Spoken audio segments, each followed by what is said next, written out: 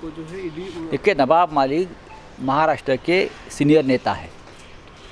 नवाब मलिक महाराष्ट्र के cabinet मंत्री है।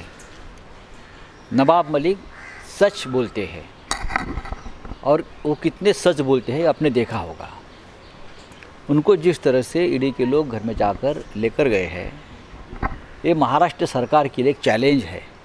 मैं मानता हूँ कि एक कैबिनेट मंत्री को हमारे राज्य में आकर केंद्रीय जांच एजेंसी के लोग लेके जाते हैं। जांच कर सकते हैं आप, पुराने कुछ इशू निकाल कर सबकी जांच हो रही है, सबकी जांच हो रही है। 2024 के बाद आपकी भी जांच होगी, ये आप ध्यान में रखिए। मैं जो बोल रहा हूँ उसका परिणाम भुगतने को मैं तैयार हूँ। और मैंने ये जो किरीट सोमैया है आपके बीजेपी के, उसने भी बहुत से लोगों के कागज़ दिए हैं जो आप बीजेपी में आए हैं उस वक्त। बोगस कंपनी, भ्रष्टाचार, हाँ, उनका क्या हो गया भाई? उनको समझने जाता है, उनको वॉशिंग मशीन में डाल दिया। उनको समझने जाता है, उनके पास ईडी नहीं पहुंचती है, उनके पास सीबीआई नहीं पहुंचती है। सीपीआर कंपनी गुजरात की, मिस्टर ऋषि अग्रवाल को कौन बचा रहा था इतने साल से? हाँ, बहुत मान सम्मान के साथ नगाड़े बजा के सीबीआई में जाते हैं, और हमारे लोग जाते हैं तो सीबीआई वाले ये सब बदनाम करते हैं।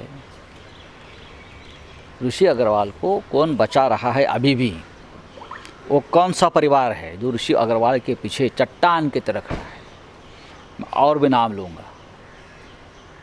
और मैंने बहुत ही समझदारी से मैं बोल रहा हूँ, जिम्मेदारी से बोल रहा हूँ। आने वाले दिनों में मैं ये सभी खुलासे करने जा रहा हूँ, चाहे मुझे उसकी कितनी भी बड़ी कीमत चुकानी क्यों ना पड़े। मैं करूँगा, एक्सपोज करूँगा एक को, मैं एक ऑफिसर को एक्सपोज करूँगा। आप देखिए सर मराठीमध्ये ऋषी अग्रवाल यांच्याबद्दल आपण विधान करतो, त्यांना ईडी घेऊन गेलेली आहे। काय कशा प्रकारे म्हणतात, काल त्यांची प्रेस कॉन्फरन्स देखील झाली होती। बघा, नवाब मलिक असतील किंवा आमच्यासारखे खूप लोक आहेत जे सातत्यानं बोलत आहेत, असत्याचा पर्दाफाश करतायत, मुखवटे ओरडून काढतायत, सत्य बोलतायत। त्यांच्या मागे आता देशभरामध्ये हे ईडी सीबीआय वगैरे लावलं जात आहे। नवाब मलिक यांना आज सकाळी ईडीचे लोक घरी आले आणि घेऊन गेले। ठीक आहे, चौकशी होईल, आम्ही वाट बघतो आहे। नक्कीच ते संध्याकाळी घरी येतील। आत्ताच माझं सगळ्यांशी वरिष्ठ स्तरावरती बोलणं झालं। महाराष्ट्राच्या एका कॅबिनेट मंत्र्याला केंद्रीय तपास यंत्रणा घरी येऊन घेऊन जातात। चौकशी होऊ शकते एखाद्या गोष्टीची, म्हणजे चौकशी पण कशी 20-20 वर्षांनी करतायत ते। 20 वर्षापूर्वीचं प्रकरण, 25 वर्षापूर्वीचं प्रकरण। पण किरीट सोमैया यांनी काही प्रकरणं ईडीकडे दिलेली आहेत, भाजपच्या नेत्यांचीच। आज जे भाजपमध्ये मंत्री आहेत, पदावर आहेत, केंद्रीय मंत्री आहेत, त्यांची अनेक प्रकरणं भ्रष्टाचाराविरुद्ध लढणारे महात्मा, त्यांना हा शब्द चांगला आहे, कारण त्यांना मी काय बोललो तरी वाटतं मी शिवी दिली। हे जे महात्मा आहेत, त्या महात्म्याने ईडीकडे अनेकांची प्रकरणं दिली आहेत, त्यांना का समज गेलं नाही? त्यांच्या घरी ईडी का नाही पोचली? आता ही सगळी प्रकरणं आम्ही परत एकदा ईडीकडे घेऊन जाणार आहोत। तक्रार कशी करायची हे आम्हाला माहिती आहे, आणि ज्या तक्रारी आधी केलेल्या आहेत त्याचं काय झालं?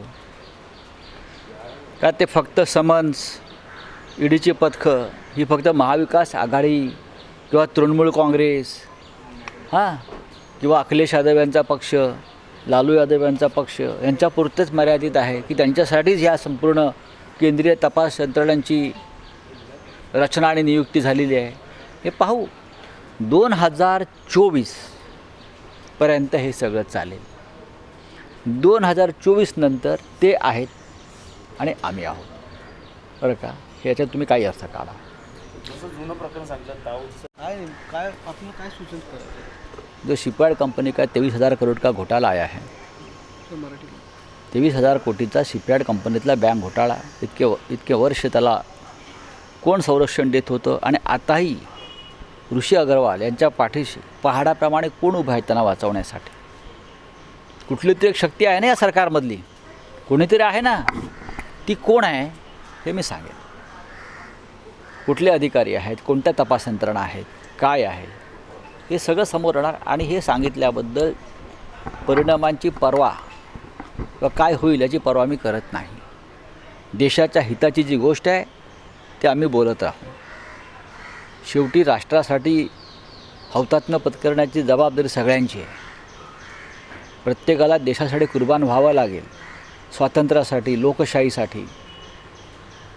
त्याच्यामुळे केंद्रीय तपास यंत्रणांची पोलखोल त्या कशाप्रकारे भ्रष्ट आणि वाळवीनं पोखरलेल्या आहेत, कशाप्रकारे त्या सत्ताधाऱ्यांच्या दबावाखाली विरोधकांना चिरडण्याचा प्रयत्न करतात, या सगळ्या गोष्टी हळूहळू समोर येतील. धन्यवाद. मी घेते, मला माहिती. मी आत्ताच बोललो ना, जे भारतीय जनता पक्षाचे विरोधक आहेत किंवा जे सत्य बोलत आहेत त्यांच्याच मागे ही सगळे या तपास यंत्रणा एखाद्या माफिया टोळीप्रमाणे लावल्या जातात. पण आम्ही घाबरत नाही. ही लढाई चालू राहील. त्यांना येऊ द्या, तपास करू द्या, कितीही खोटं करू द्या, बरं का, किती खोटं करू द्या, बनावट करू द्या, शेवटी सत्याचा विजय या देशामध्ये होत असतो.